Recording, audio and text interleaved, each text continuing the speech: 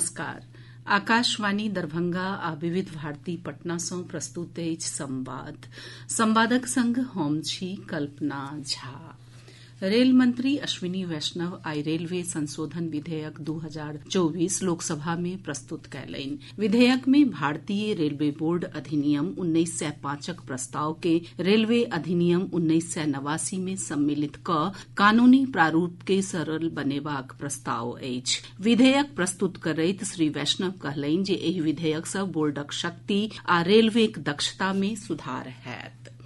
भाजपाक अनुसूचित जाति अनुसूचित जनजाति समुदायक लोकसभा आ राज्यसभा सांसद सभ आई संसद भवन में प्रधानमंत्री नरेंद्र मोदी सँ भेंट कयलनि। ई सांसद लोकनि संयुक्त रूपे अनुसूचित जाति आ अनुसूचित जनजातिक लेल आरक्षण में क्रीमी लेयर व्यवस्था पर सर्वोच्च न्यायालयक सुझाव सभक संबंध में एक ज्ञापन सौंपलनि। बैसकक बाद मीडिया सँ गप करैत भाजपा सांसद भोला सिंह कहलनि जे हुनक मांग अछि जे एहि निर्णय के लागू नहीं कयल जयबाक चाही। ओ जनौलनि जे प्रधानमंत्री आश्वासन देलनि जे ई मात्र शीर्ष न्यायालयक एक सुझाव अछि।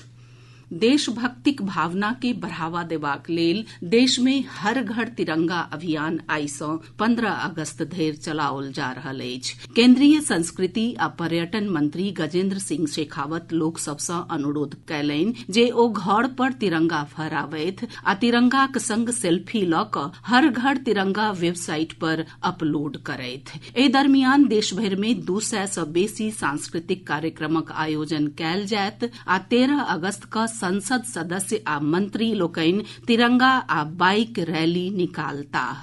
हर घर तिरंगा अभियान वर्ष 2022 में शुरू कयल गेल छल। प्रदेशक विभिन्न भाग में भऽ रहल बरखाक कारणे नदी सभक जलस्तर में वृद्धि भेल अछि। मुख्यमंत्री नीतीश कुमार आई पटना में गंगा नदीक बढ़ैत जलस्तरक जायजा लेलनि। मुख्यमंत्री एहि दरमियान जेपी गंगा पथक कंगन घाट, कालीघाट, गांधी घाट आ कृष्णा घाटक निरीक्षण कयलनि। ओ अधिकारी सभ के गंगा कात वला क्षेत्र सभ में बढ़ि रहल जलस्तर के ध्यान में रखैत सतर्क करबाक निर्देश देलनि।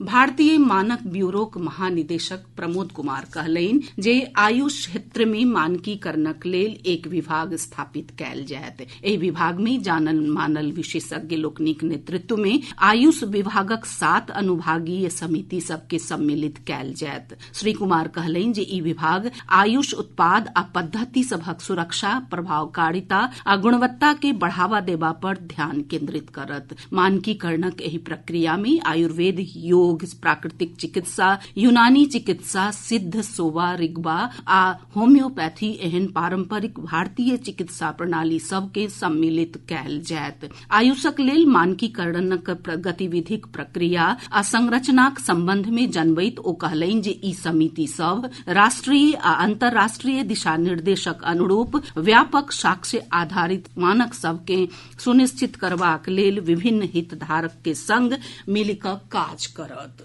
राज्य सरकार प्रदेशक सभ मठ, मंदिर आ ट्रस्टक राज्य धार्मिक बोर्डक अधीन निबंधन अनिवार्य कऽ देलक अछि। विधि मंत्री नितिन नवीन कहलनि जे एहि धार्मिक संस्था सभक अचल संपत्ति बोर्डक वेबसाइट पर उपलब्ध होयत। विधि मंत्री सभ जिलाधिकारी लोकनि के निबंधन काज प्राथमिकताक आधार पर करबाक निर्देश देलनि।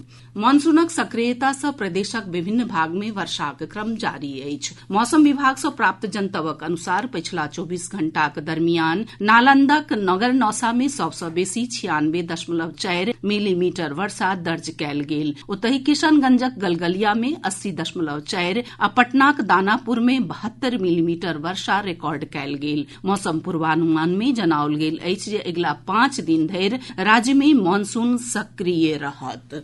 नेपालक जलग्रहण क्षेत्र में भऽ रहल भारी वर्षाक कारणे प्रदेशक अधिकांश नदीक जलस्तर में लगातार वृद्धि भऽ रहल अछि। केंद्रीय जल आयोग सँ प्राप्त जनतबक अनुसार गंगा नदीक जलस्तर पटनाक गांधी घाट में खतराक निशान सँ 36 सेंटीमीटर आ हैथदह में 8 सेंटीमीटर ऊपर बढ़ि रहल अछि। ओतहि भागलपुरक कहलगांव में सेहो गंगा नदी चेतावनीक स्तर के पार कऽ गेल अछि। गंडक नदी गोपालगंजक डुमरिया घाट में, बूढ़ी गंडक नदी खगड़िया में, कमला बलान मधुबनीक झंझारपुर में आ परमान नदी अररिया में खतराक निशान सँ ऊपर बहि बढ़ि रहल अछि। एहि संग आकाशवाणी दरभंगा आ विविध भारती पटना सँ प्रसारित संवादक ई अंक समाप्त भेल।